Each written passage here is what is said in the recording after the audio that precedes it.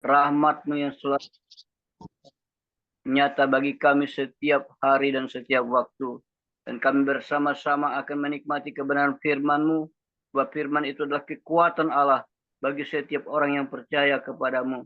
Bagi hari ini kami juga rindu supaya ada hal yang baru yang Tuhan kerjakan di dalam kekuatan firman itu, memberikan kepada kami kemampuan, kesanggupan, bahwa kami sebagai umat kepunyaan Tuhan melangkah dalam kepastian dan kekuatan baru. Karena firman Tuhan adalah Tuhan sendiri yang berkata-kata melewati kebenaran ini kepada setiap pribadi. Terima kasih Bapa yang baik. Kami mengucap syukur dan kami akan menikmati kebaikan Tuhan di dalam kebenaran firman-Mu. Haleluya. Amin. Selamat pagi, salam sejahtera bagi kita. Dan kita bersyukur kalau hari-hari hidup kita senantiasa dipimpin dan dipelihara oleh Tuhan. Karena kebaikan-kebaikan Tuhan yang tidak dapat kita hitung, itu nyata bagi kita. Walaupun kita selalu menghadapi ada tantangan, ada pergumulan hidup, itu wajar karena kita masih dalam kehidupan ini. Baik Bapak Ibu, kita akan menikmati kebenaran firman Tuhan. Kita akan melihat Alkitab kita.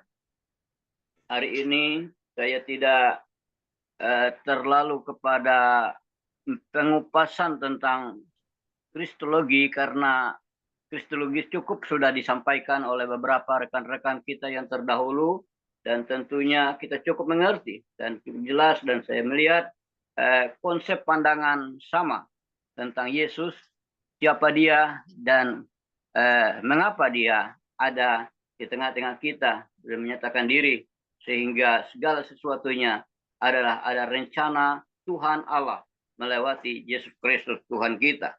Baik, Kisah Para Rasul pasal yang pertama ayat 10 dan 11, demikian bunyi firman Tuhan, ketika mereka sedang menatap ke langit, waktu ia naik itu, tiba-tiba berdirilah dua orang yang berpakaian putih dekat mereka dan berkata kepada mereka, hai orang-orang Galilea, mengapa kamu berdiri melihat ke langit?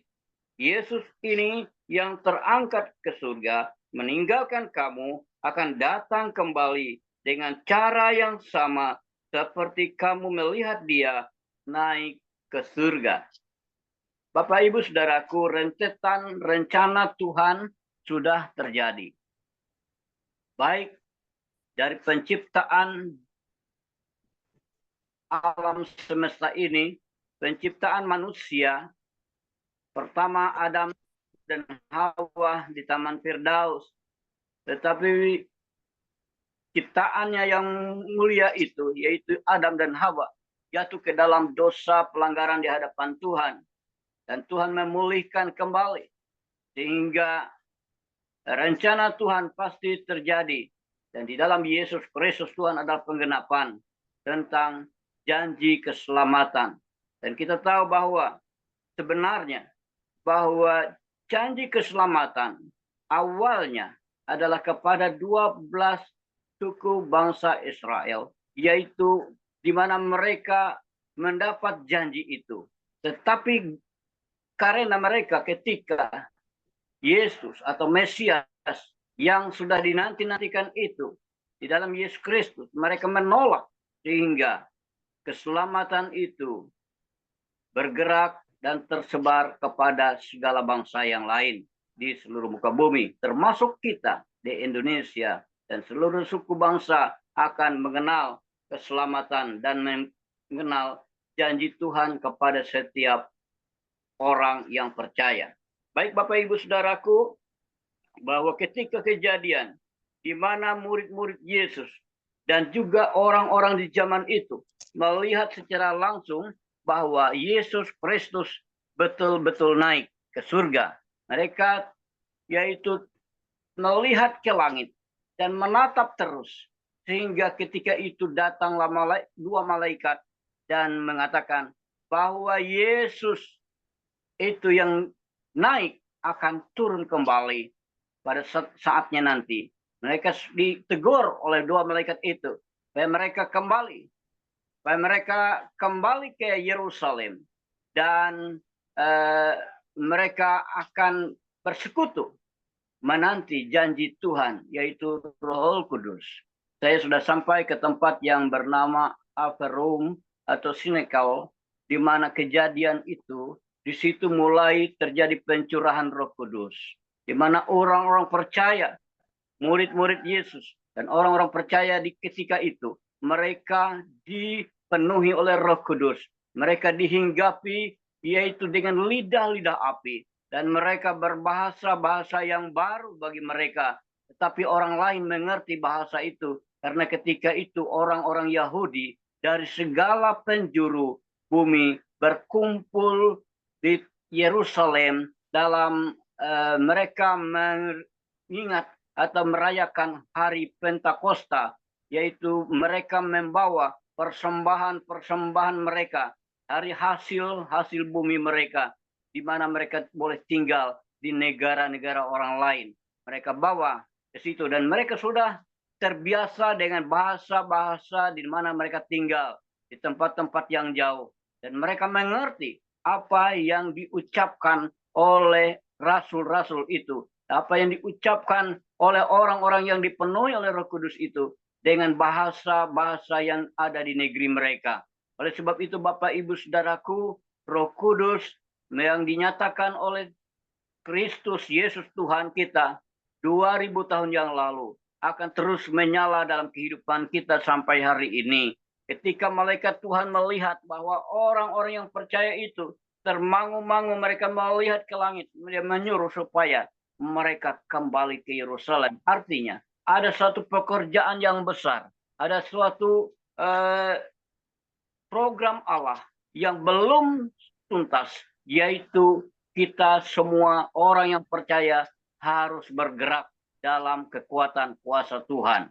Dalam nama Tuhan Yesus juga kita bersyukur kalau kita melihat bahwa orang-orang yang percaya di dalam Tuhan hari-hari ini dengan tidak henti-hentinya akan menyatakan kabar kesukaan ini kepada setiap bangsa, kaum, dan bahasa. Bapak, Ibu, Saudaraku, hari-hari ini kita melihat umat kepunyaan Allah sedang diterpa dengan yaitu kekuatan-kekuatan di luar mereka yang ingin menghancurkan, ingin membuat umat kepunyaan Tuhan Israel akan lenyap. Tetapi kita melihat bagaimana tangan Tuhan, bagaimana biji mata Tuhan akan dibela oleh Tuhan. Dan Tuhan mengatakan bahwa siapapun yang menjamah biji matanya akan menerima akibatnya. Nah, melewati kebenaran firman Tuhan ini, kita juga berdoa bagi umat kepunyaan Tuhan Israel, supaya kita tahu bahwa mereka pun punya pergumulan, karena mereka belum terima Yesus Kristus Tuhan dan Juru Selamat, sebab tidak masuk akal bagi mereka untuk Yesus Tuhan yang mereka cari, yaitu Mesias yang mereka tunggu itu, yaitu dalam keadaan bayi yang lemah, dan tidak masuk akal mereka juga, dia harus disalib. Tetapi apa yang dinyatakan oleh Tuhan ribuan tahun yang lalu itu pasti terjadi. Nah, Bapak, Ibu, Saudaraku, dalam menghadapi dunia yang semakin jahat hari-hari ini, kita harus melengkapi senjata Allah, melengkapi hidup kita dengan yaitu senjata yang datangnya dari Tuhan. Di dalam Efesus pasal 6 ayat yang ke-13 dan seterusnya, kita perlu melengkapi diri kita dalam menghadapi yaitu pergumulan, menghadapi tantangan, menghadapi yaitu musuh kita, iblis, yang senantiasa ingin merusak apa yang Tuhan telah sediakan dalam hidup kita. Pertama, kita melengkapi kita yaitu dengan ikat pinggang kebenaran, yaitu berbaju cirah keadilan. Kebenaran dan keadilan ini perlu ada dalam hidup kita. Kemudian kita memiliki kasut untuk memberitakan Injil damai sejahtera. Memiliki kasut untuk memberitakan Injil artinya kita punya kerelaan dan kita tidak berhitung, dengan artinya tanpa pamrih, kita akan melayani Dia sebagai Tuhan dan Juru Selamat bagi setiap pribadi kita. Tetap betul bahwa kita sedang berjuang. Kita rindu ada banyak jiwa-jiwa dimenangkan bagi Kristus. Ketika kita melangkah dalam pemberitaan Injil, Tuhan katakan, betapa elok kaki orang yang memberitakan kabar kesukaan. Semua akan diperhitungkan oleh Tuhan. Dan kemudian kita pasti harus menggunakan, yaitu perisai iman. Perisai itu adalah satu barang untuk menahan, membela diri kita, untuk melindungi diri kita dari serangan-serangan musuh. Itulah perisai. Dan kita perlu memiliki perisai itu, yaitu iman yang teguh dalam Tuhan. Kemudian kita memiliki pedang roh. Tanpa pedang, kita bagaimana kita membalas, mengalahkan musuh kita. Roh yang hidup, roh yang kuat dalam kita, Roh Kudus yang ada dalam kehidupan kita. Itulah yang dapat kita mengalahkan kuasa setan, roh jahat. Apa yang ada sedang terjadi hari-hari ini sedang berkecamuk. Kita melihat kondisi ekonomi akibat peperangan yang begitu berkepanjangan. Beberapa negara seperti ini membutuhkan modal yang besar. Tentunya terkuras sedemikian rupa. Dan ini akan berdampak global. Dan bahkan siapapun ekonomi pasti menghadapi pergumulan yang berat. Bagi dia untuk bagaimana mengatasi keadaan. Tetapi keadaan ini akan tidak makin baik-baik saja. Karena keadaan dunia yang sudah menjalani apa yang firman Tuhan katakan. Pada hari-hari terakhir akan terjadi, yaitu peperangan. Kalau mendengar berita-berita, kabar perang, itu memang harus tergenapi. Akan terjadi bangsa bangkit melawan bangsa. Kerajaan akan bangkit melawan kerajaan. Dan kasih sama manusia akan berkurang. Dan kita melihat kondisi hari-hari ini, ada banyak usaha-usaha, banyak cara-cara untuk menghadapi keadaan itu dari semua bangsa. Mempertahankan yaitu jati dirinya dikatakan. Bahkan mempertahankan kekuatan-kekuatan ekonominya. Bahkan dengan kekuatan perang. Tetapi melihat semua ini adalah yaitu kondisi dunia yang sudah semakin tua. Semakin tua, semakin juga keadaannya semakin memburuk. Dan oleh sebab itu Bapak Ibu Saudaraku, firman Tuhan mengatakan hari ini bahwa kita kembali kepada Tuhan. Kita datang kepada Tuhan, ada banyak pekerjaan yang harus kita lakukan. Dan kita akan melakukan apa yang Tuhan telah percayakan. Dan ketika kita dalam hidup kita, dalam hari-hari hidup kita melihat bahwa Tuhan sedang bekerja. Bapak Ibu Saudaraku yang kekasih, ketika Tuhan akan membela umatnya, tidak tanggung-tanggung. Dia akan berjuang dengan sungguh-sungguh. Tuhan Yesus naik ke surga, bukan tinggal diam di surga, tapi banyak pekerjaan yang dia lakukan. Tapi kita mengatakan bahwa Tuhan Yesus katakan, aku pergi kepada Bapa untuk menyediakan tempat bagimu. Dan kalau sudah selesai, aku akan datang kembali supaya menyediakan tempat bagimu, supaya di mana aku berada, kamu pun berada. Dan Bapak Ibu Saudaraku, Tuhan Yesus baik bagi. Selain itu dia juga berdoa kepada umat Tuhan yang ada di muka bumi ini.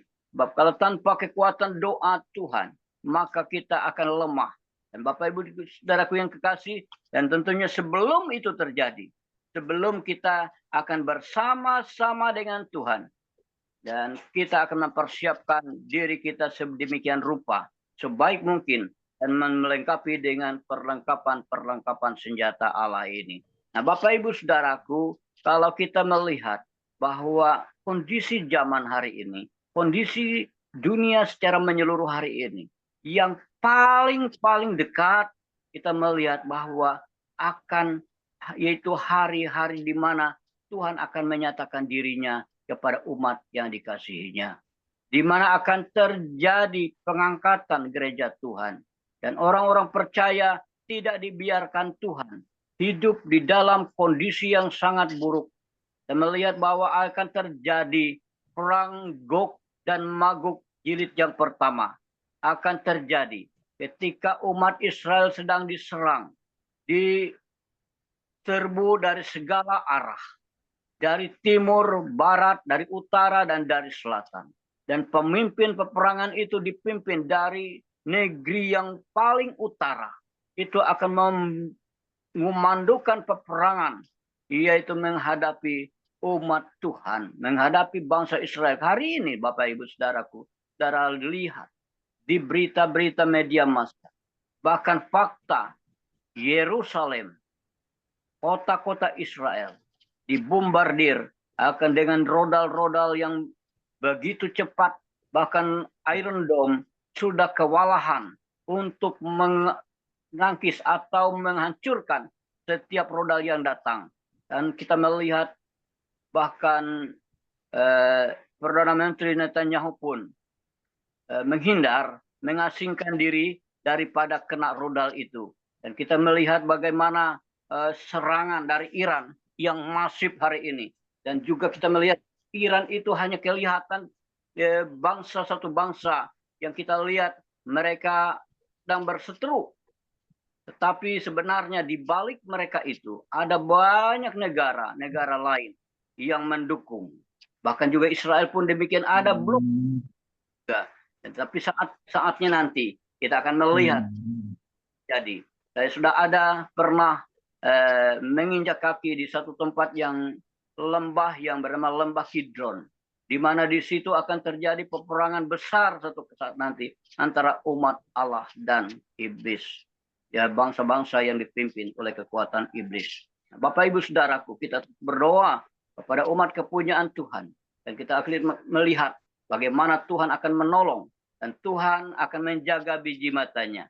Nah, hari ini Dia menyertai kita.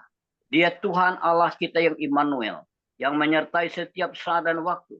Ketika kita melayani Dia, melaksanakan tugas pelayanan amanat agung ini, percaya dan sungguh percaya bahwa kita adalah bahagian yang dijanjikan Tuhan akan melakukan perkara yang gagah perkasa di atas muka bumi ini. Terima kasih Bapa di surga. Engkau adalah kekuatan kami.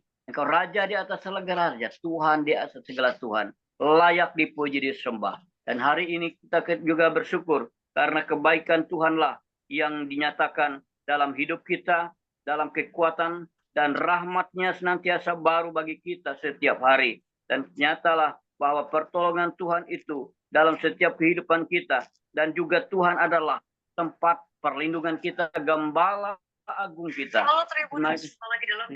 Kita menyatakan bahwa kekuatan Tuhan yang nyata dalam kehidupan kita semakin hari semakin nyata. Terima kasih, kami mengucap syukur. Kita berdoa di hadapan Tuhan buat pagi yang indah ini, buat firman Tuhan, bahwa kita tidak melihat hanya Dia naik ke surga, tapi ada pekerjaan yang besar yang Tuhan sediakan bagi kita. Semua kaum, semua orang yang percaya melewati sarana-sarana pelayanan hari-hari ini, Tuhan akan bekerja. Bahkan kita semua di dalam KFI ini akan dipakai oleh Tuhan. Saya percaya KFI bukan satu kebetulan, tetapi KFI ini adalah sarana Tuhan untuk menjangkau jiwa-jiwa sebanyak mungkin bagi kerajaan surga. Terpuji Engkau Tuhan. Kita berdoa mengucap syukur di hadapan Tuhan. Bapa yang baik, kami mengucap syukur di hadapan-Mu buat firman Tuhan hari ini.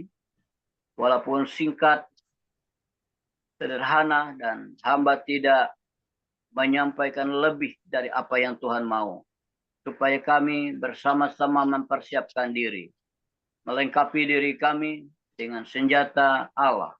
Kami tahu bahwa hari-hari ini sebagaimana firman Tuhan, sama seperti pada zaman Nuh, demikian juga pada akhir-akhir ini. Kejahatan manusia semakin nyata. Tetapi ketika kami dipimpin oleh kekuatan dari tempat maha tinggi, kekuatan daripada Roh Kudus, ketika Tuhan telah naik ke surga dan menyediakan tempat bagi kami, dan satu saat nanti kami akan bertemu dengan Tuhan kembali. Ketika Tuhan datang di awan-awan, maka orang-orang yang percaya di dalam Tuhan, baik yang mati dalam Yesus Kristus maupun yang masih hidup, akan dirubah sekejap kami akan bertemu dengan Tuhan di awan-awan yang permai. Satu sukacita yang besar. Dan Tuhan akan menyediakan upah bagi kami. Setiap orang yang layak menerima upah itu akan mendapat mahkota yang telah Tuhan janjikan. Terima kasih Bapa di surga, kami semua akan diberkati oleh kehidupan, oleh kami percaya di dalam Tuhan. Karena berkat dan anugerah Tuhan, oleh kasih sayang Tuhan yang nyata dalam kehidupan kami. Terpujilah Engkau kekal selama-lamanya. Allah kami yang hidup, yang berkuasa baik di bumi dan di surga. Dalam nama Tuhan Yesus Kristus, kami mengucap syukur. Haleluya, haleluya. Amin.